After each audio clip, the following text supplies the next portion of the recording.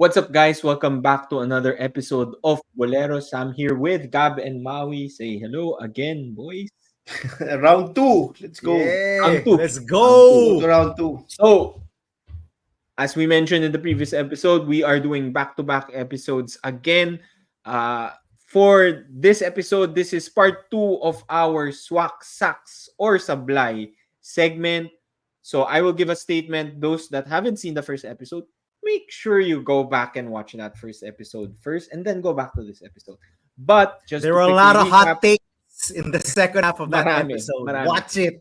marami. But just to quickly recap what we're going to do, I will share a statement and we will all react. If it's swak, 100% agree to it. Sacks, kinda sort of agree to it. Sakto 50-50 lang. Or sablay, 100% disagree. Mintis yan. Tipong airball or yung patay butike. Okay? Ganun. Ganun kasablay siya. Okay? So, let's get started. By the way, shout out to the mismatch.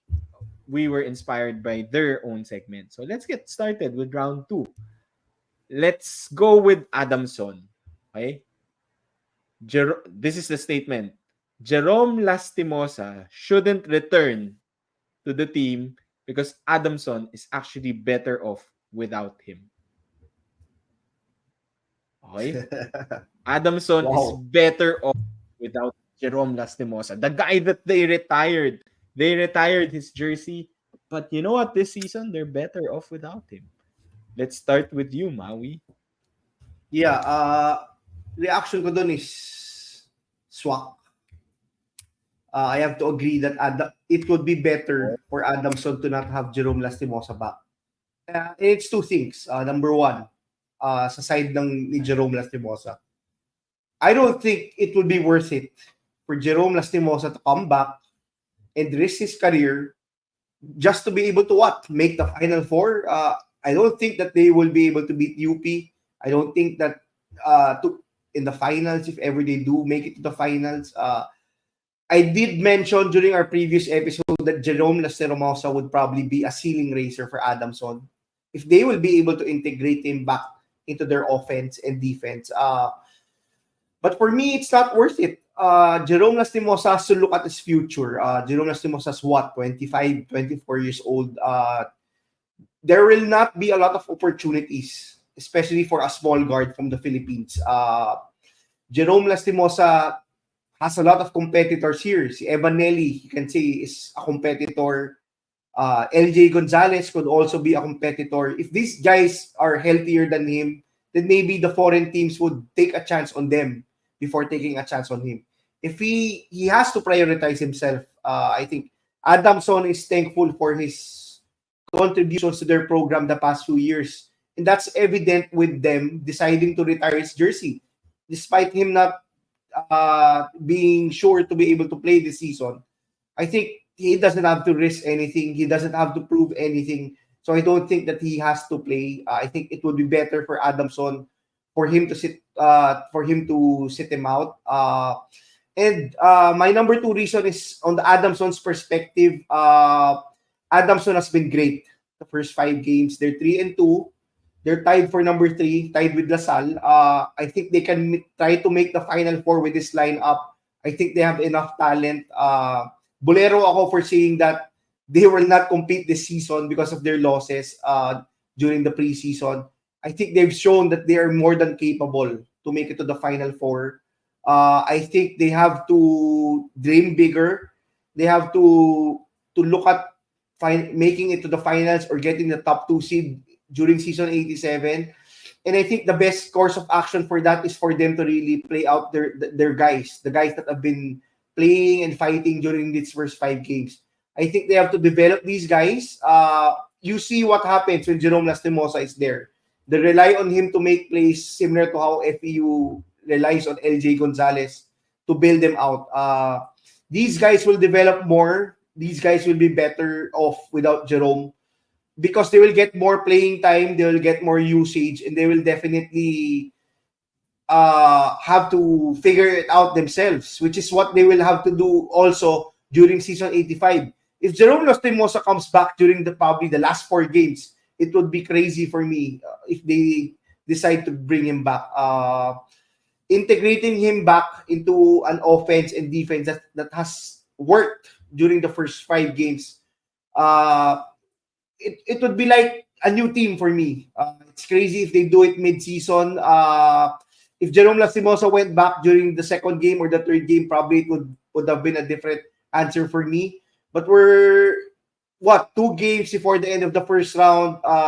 There's still no indication when exactly Jerome Lastimosa will play. So I think it's for me it's Swak that Adamson would be far better in season 87 and this season if Jerome Lastimosa decides to prioritize his health.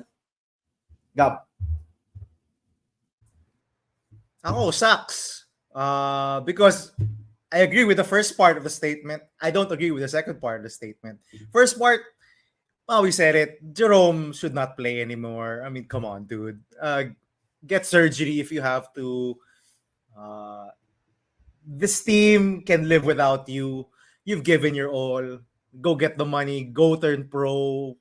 Prioritize yourself. You're old already. I don't think I need to explain that further. I don't agree with the second part of the statement that Adamson is better without Jerome Lastimosa. Because, as I've said in the previous episode, they do have their worse if they play their offense through Jerome Lastimosa. But it's stupid to say that without a great player like Jerome Lastimosa, they're better. Of course, they would be better with Jerome. He's that great of a player. Yes. The problem is that when Yeah. he's there, everyone just stands around. Well, at least nung first part of last season, no?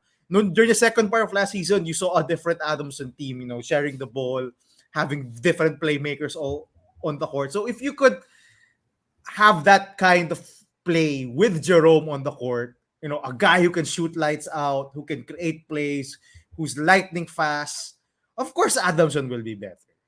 That's obvious. So yeah, I'm sucks just because, agree with the first, don't agree with the second statement. Sam. I'm siding with Maui on this. I'm going Swak. I 100% agree. He shouldn't return. Again, agree with the first one for Jerome's future. But also agree with Maui. It's really for Adamson's future also. And I think for me, one word comes to mind when, just to add to what Maui said, it's chemistry. Though I know Jerome has played with this team already during the preseason, I think him coming in the middle of the season or maybe even late into the season could affect the team's chemistry. Sabi mo, Gab, it could change the dynamics of the team wherein they just stand around waiting, hoping for Jerome to save them. But really, why I'm going with Swak is the other point that Maui said, which is I'm looking at beyond the season. So I think for me, Adamson really needs to develop their future players beyond the season. And kind of similar to what you wanted to do with UST Gab, I think it's crucial that the young guys or the new guys get to play a lot of minutes this season, just so that they can get that experience in preparation for next season. I think Jerome also doesn't have to prove anything to Adamson, to the Filipino fans, to the UAAP. He's done everything that he can. So I think Adamson is just, both of them are actually better off with Jerome not playing this season. Yeah, just to be clear lang, I'm not saying that Adamson will be worse if Jerome comes. I think he is a ceiling raiser for Adamson. It's just that I think that they have Depends, to prioritize. Maui. It depends. It depends. Yeah, If they yeah. play the way like last season na nanonood lang sila kay Jerome, they're gonna be worse. Exactly. So it can go both ways. Jerome can raise the ceiling and they can challenge the top 2 slot. But will it be on time also? But there are a lot of questions that they will have to answer if and when Jerome comes back. I think it would be better for all. In my opinion, it would be better for all parties to just move on and really focus on developing other players. Kasi I think if Jerome comes back, sila Montebon will probably not as play get more will not play a lot of minutes, will probably lose a lot of usage. Ile Ramos probably will even be out of the rotation, probably. But yeah, I think they should focus on their future.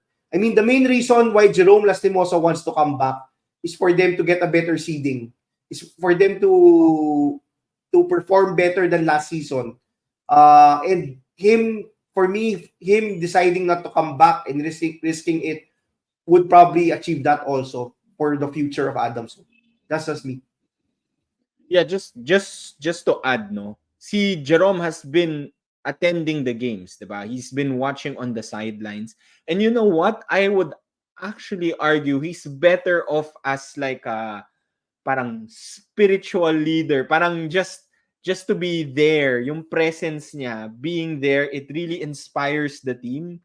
You know how sina LJ Gonzalez said when um what's his name got injured, when one of their play teammates got injured, or even sa NU si Padrones got injured, like, you know, players will always say we need to play for this guy, 'di ba? Sa Si FU si Anyo Anunuevo, Sam. Nuevo. Anyo Yeah. Nuevo, oo, 'di ba? They played for that guy and they sort of like give their all dahil may friends silang injured their teammate. And I think, you know, may ganong effect si Jerome. Eh. I think the Adamson players are also playing inspired because they know Jerome is there on the sidelines cheering them on. Um, Giving them that leadership that they need. Yung presence lang ni Jerome can help. So yeah, I just wanted to add that. But I agree with Maui. This is a swak for me. Let's move on to our next question. To medyo tricky to, but let's talk about it. So we know NU beat LaSalle overtime. It took an extra 5 minutes, but despite losing to NU today, LaSalle actually has a better chance of beating UP than NU. And UP is our favorite to win the championship. So LaSalle has a better chance of beating UP than NU. Let's go with you, Gab. This is a swak for me. Yes, swak na swak. I think LaSalle has all the tools, has a lot more talent, position by position, than NU. Despite the win earlier by NU, position-wise, depth-wise, I think LaSalle has it to beat UP. The problem with LaSalle is sometimes they beat themselves. No, they turn the ball over a lot. They rush their offense. KQ is at fault here at times. He rushes a lot. I think he shoots too many threes, despite those threes yung coming in bunches, and he's shooting a lot more. They have breakdowns. They have moments of brilliance where you see now, oh my God, they're unstoppable. That game against Adamson, they made that 23-0 run, and you can see now if they play like this all the time. If KQ runs the offense this way, they'll be unstoppable. UP will have a hard time keeping up with them. But you can also see that at times they play ugly basketball. Well, so yeah, I'm a swak for this. It's gonna be interesting on Wednesday. I think we're all gonna be watching that game, LaSalle versus UP, to see if LaSalle can really have that maturity of their game. Not just playing one way and not knowing how to play another. Because that's been the story for this season.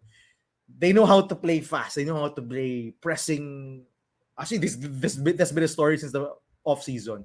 But when the game slows down, when the defense is set, when the defense is zoning in on them, how will they react? Will they still rush shots? In the game earlier, they did. I thought a lot of their shots were rushed. A lot of their shots were forced. And that ultimately led to a loss to NU, who was the more composed team in overtime. And yes, despite NU being 4-1 and LaSalle being 3-2, I still think LaSalle has the tools and the talent to go toe to toe with the likes of UP, because we saw already how NU fared against UP. When it came down to it, they couldn't generate enough offense. They couldn't match up with the talent of yung that UP has on their roster. And LaSalle has. I think they have super talented players. A lot more talented than what NU has. Maui. Yeah. I think first reaction ko lang talaga dun sa question is we're shooting ourselves in the foot.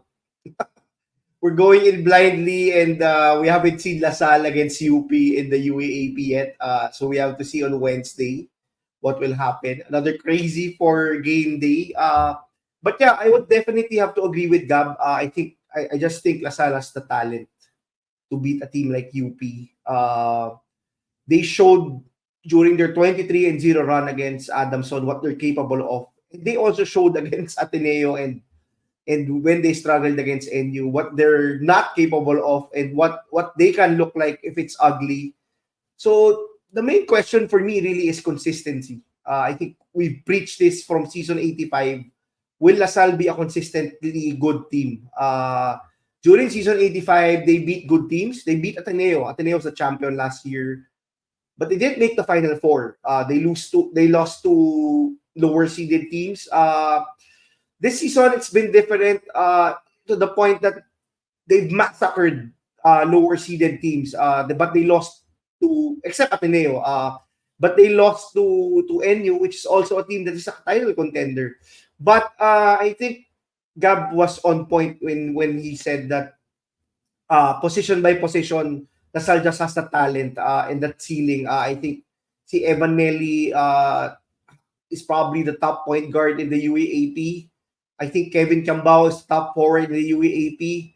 I think Mike Phillips is probably the best center also in the UAAP. If you're not factoring in foreign student athletes, I think he has a chance with any FSA in the UAAP. Probably si Omar Jan lang at si Diof ang you can question if they're better than him.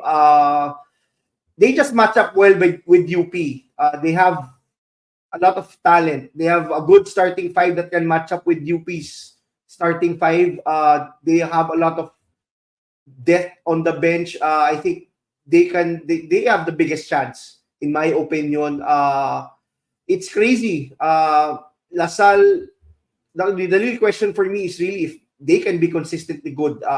If they can work on the things that they have to work on.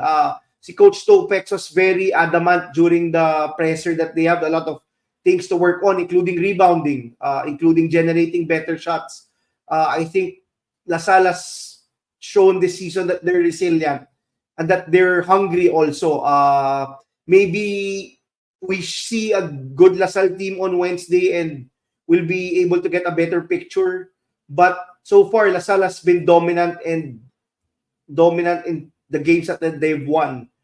But yeah, consistency talaga will be key, I think, for this LaSalle team. And them being able to figure out how to play in a half-court offense.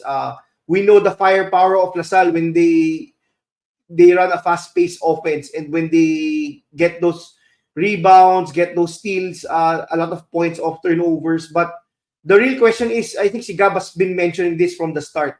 Will they be able to execute in the half-court? Some of our viewers have mentioned that they have the same sentiments, and I think yun talaga yung biggest questions.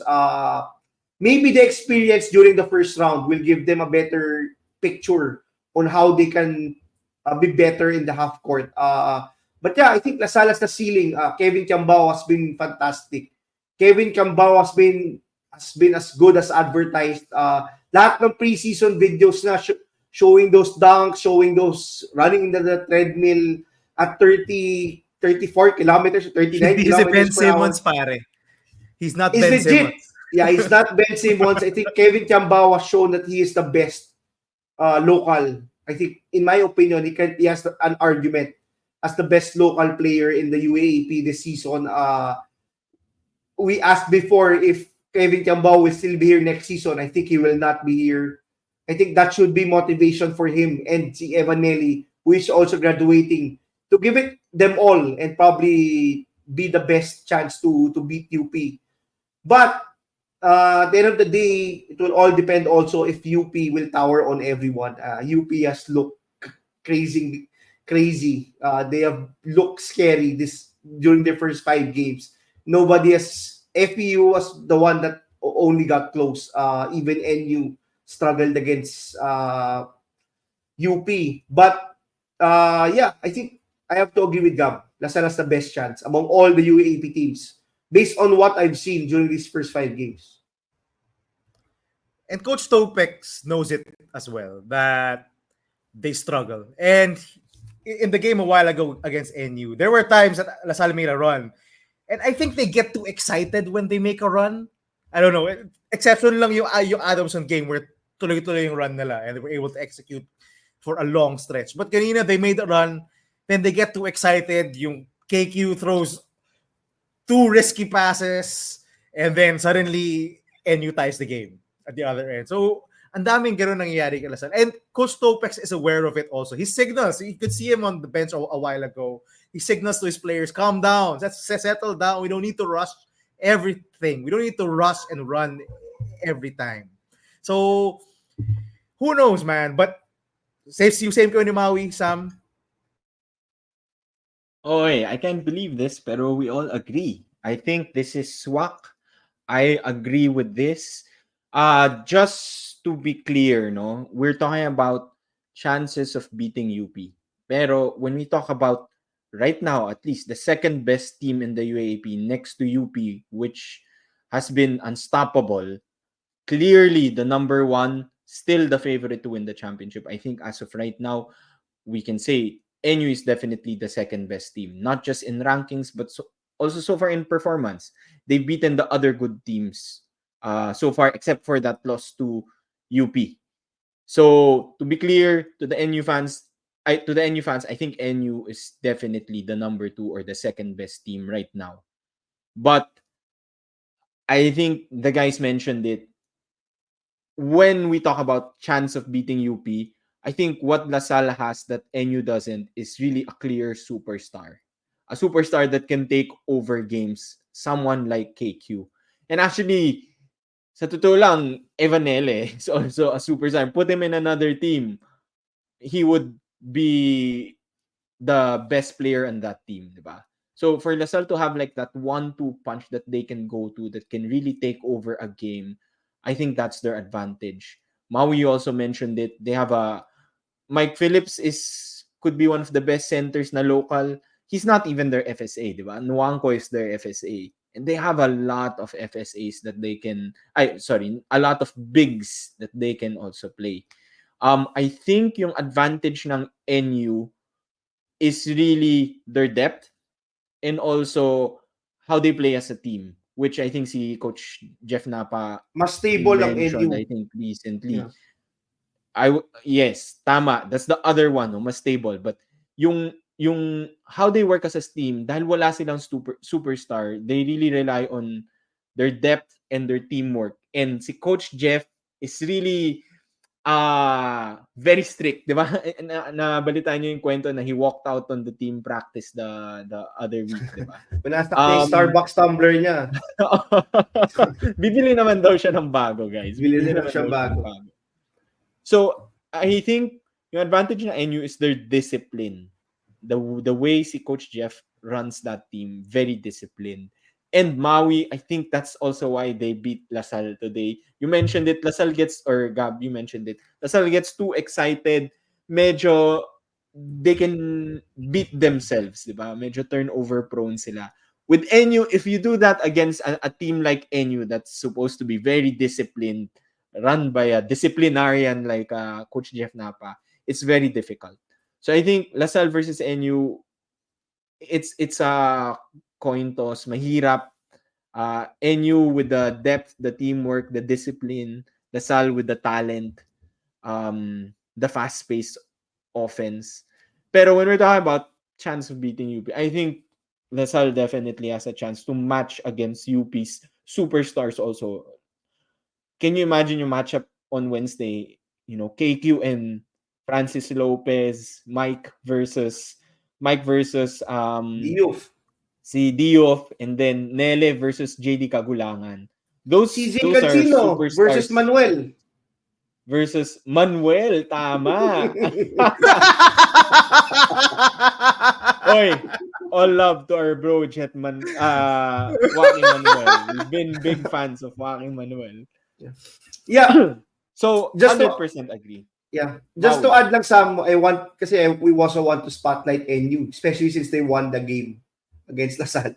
Possibly nyo bigla kami nasa green side na kami. But yeah, I think one of the things that we talked about nung preseason sa checklist ng NU was, will there be help for Steve Nash and Baclaan to shoulder the load sa offense? And they beat Lasal when Steve Nash and Baclaan shot 4 for 25 sa field.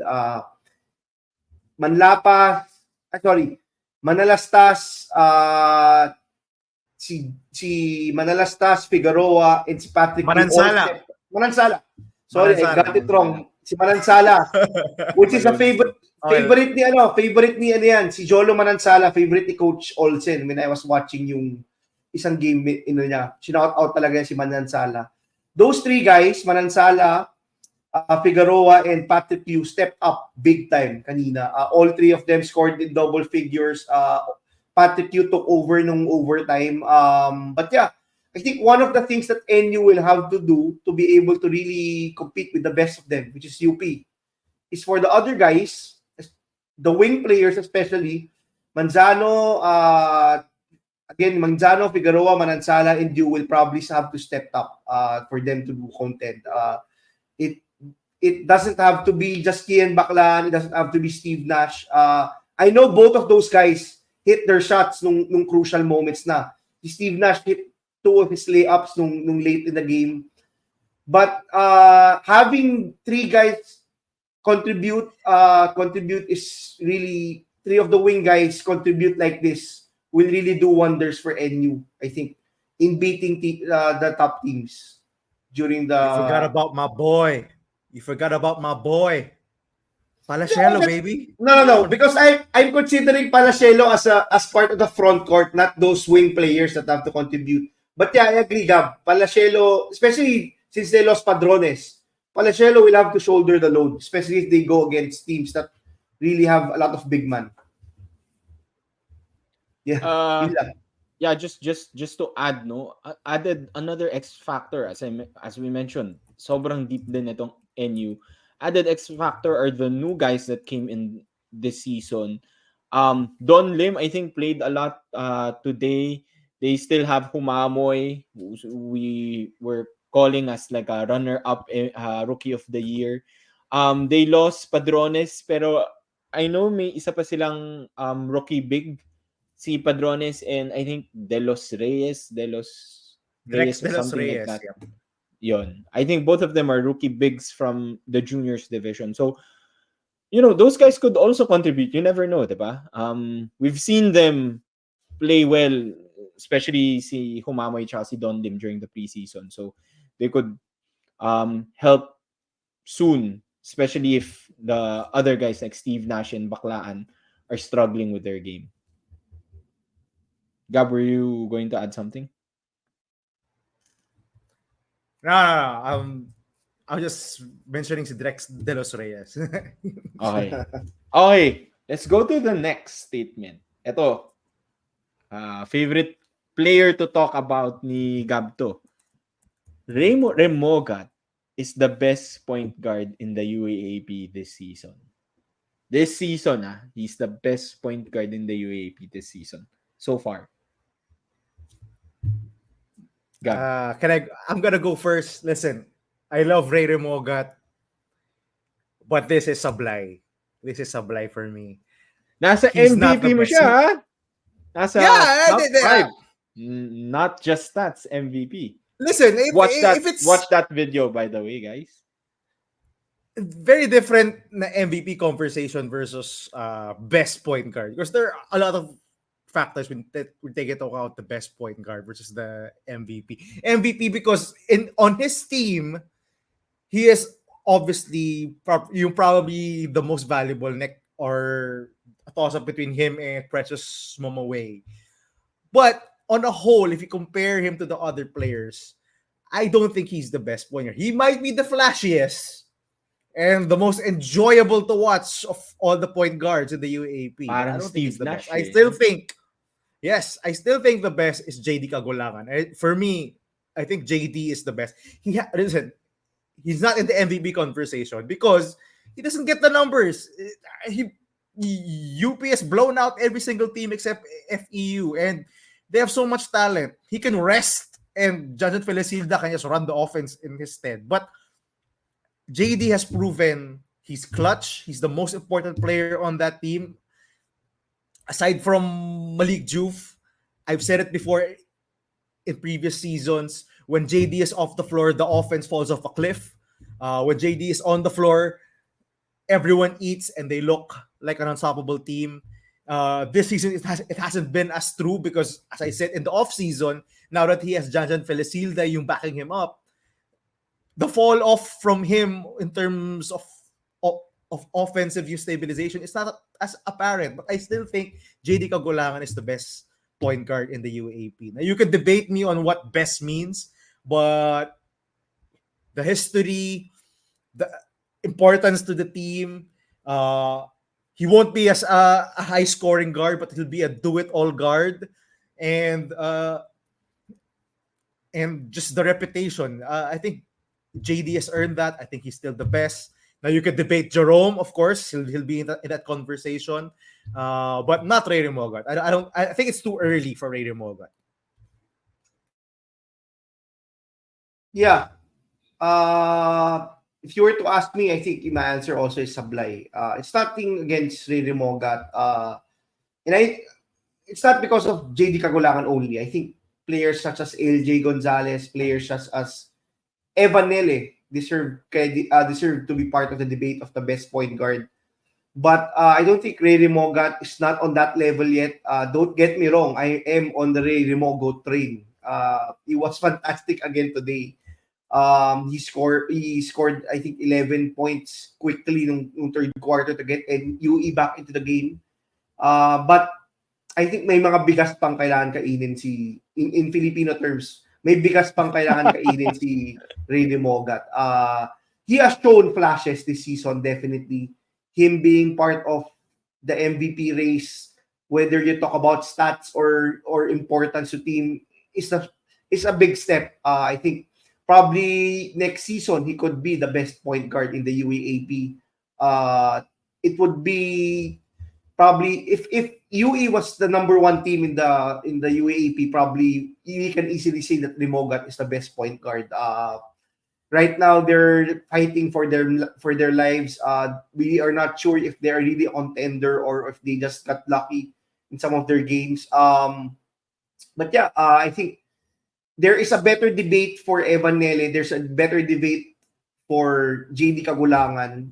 Despite the stats for JD Kagulangan, Evan Nele has the stats. So we have to be clear. JD Kagulangan doesn't have the stats, but that's just a byproduct of UP being such a dominant team. Come playoff time, I expect him and Alarcon to carry much of the load. Alarcon just broke out. Maybe Kagulangan will break out one of these games. Dahil nakikinig si Alarcon sa Boleros, pare. Dahil na, isabi mo yung Boleros tuloy, 21 points. Yeah, but nothing against nothing against Alarcon. I mean, he hasn't played that. Di naman in Tagalog terms, di naman basura yung nilalaro niya during the first 4 games. It's just that we agree that he's probably a Bolero so far because we have so much high expectations from Alarcon. I think he has the potential to be the best guard in the UAAP.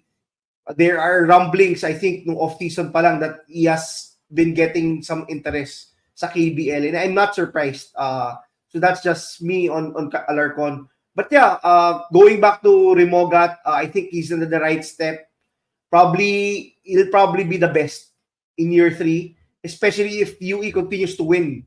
If UE becomes a title contender next year, then he would have a better case. Right now, kasi it's like Sumang before. We still don't know if they're a real contender or if he's just racking up stats. But don't get me wrong, watching Ray Mogat is such a treat. Those passes, those step back 3-pointers are crazy in the UAAP. I'm happy. Again, The most entertaining. I think you gave that to Yes. him.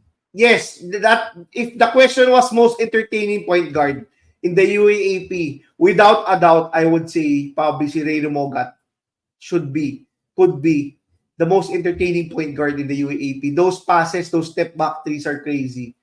The skill level of Rimogat is showing talaga this season. And it's crazy to think that this guy was a walk-on sa UE program. Buti na lang na may players like Ray Rimogat that don't get recruited into the top teams and get their chance in a team such as UE. What we want in the UAAP, we've been very clear, is parity and craziness. So yeah, maybe not right now, but maybe in the future we can consider Ray Mogat as a top point guard. Okay, you guys are correct. 100% Sablay. Agree with Maui. I think there are two guards that we would consider as the best point guard. Sorry, Jerome Lastimosa, I'm not counting you in just because you haven't played yet. You haven't officially played yet. For me, it's really between JD Kagulangan and Evanele. But as Maui mentioned, I think Evanel is getting better stats just because of UP beating all the other teams. JD doesn't have to play. So I would give it to Evanele just because of the stats. But definitely JD or Evanele should be the best point guard. But Ray Remogat, kudos to him for how he's playing this season and how he has kept UE competitive despite also losing key players, I would say, di ba? I think that's something that has not been talked about a lot. But they lost a mythical five player in Luis Villegas. They lost the Paranada brothers who played crucial roles. Well, they lost Clint Escamis also, but earlier in Who's the doing well previous sa season, NCAA he's right doing now? well in Mapua, di ba? Sinasabi nila So, part of the debate pa as one of the top point guards in the country now. So one of the credits top point to guards din. Clint Echamis also for finding a spot. Yeah, and with the rest of Remogat's teammates, I would say Remogat has been the only player that's been consistent in all the games. Really, siya talaga yung superstar ng team, MVP of the team. Gab, we talked about their import, si Momoe being a MVP contender in today's game, Sunday's game against Adamson. He didn't do so well, though he played a lot of minutes. So Remogat has been carrying this team. So for UE fans, for Ray Remogat, there's no hate. I think Maui said it best. He could potentially be the best point guard in the future. But for this season, hindi pa. But he's getting there. Okay, that's it for this episode. I hope you guys enjoyed part 2 of Swak Saks Sablay. And if you enjoyed this segment, let us know if we should continue to do this segment. Comment down below your answers to our questions. If you haven't yet, don't forget, like and subscribe. See you.